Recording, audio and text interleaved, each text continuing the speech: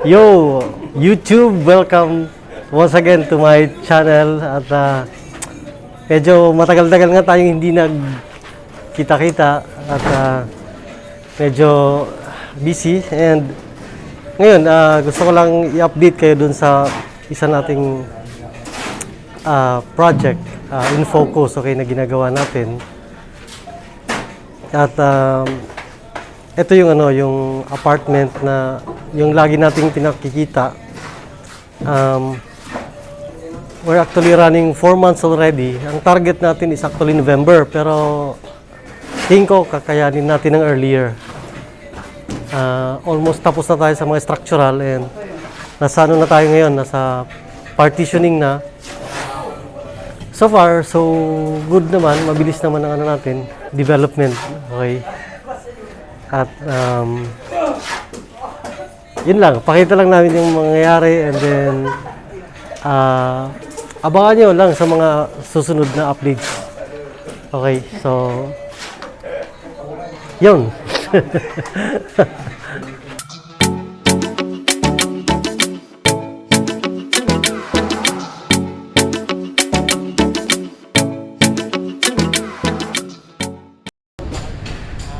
As you can see, dinala namin yung mixer dito sa taas para mas maging efficient yung pagbuhos nila compared sa previous na ginagawa na doon sa baba hinahalo tapos dinadala yung halo sa taas manually by means of bucket, you know. Pero ito literally dinala na lang namin yung yung mixer. Okay naman siya. Bale after this ibababa na lang namin yung mixer.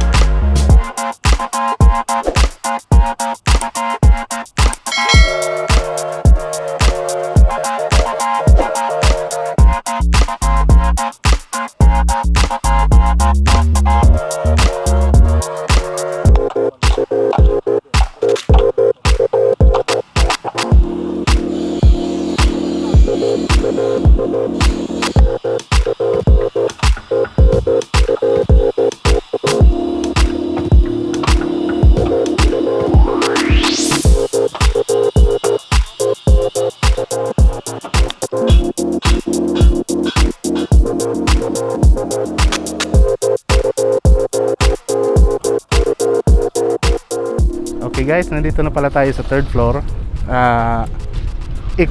Actually this is the last floor na, last slab. Binuhusan natin yung kalahati muna para hindi naman bigla. So right now binubuhusan na natin, tapos tomorrow doon naman sa ano, i-prepare naman natin yung kabilang bahagi ng span ng slab.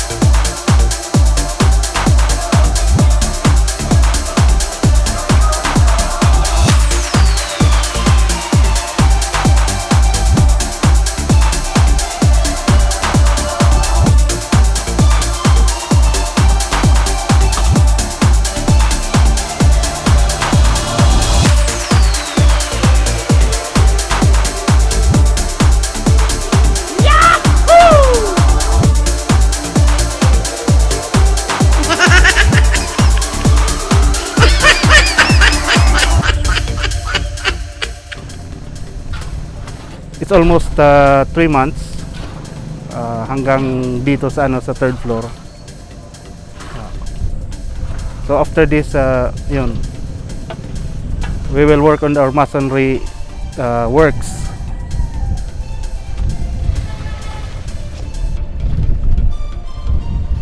And then finishing na.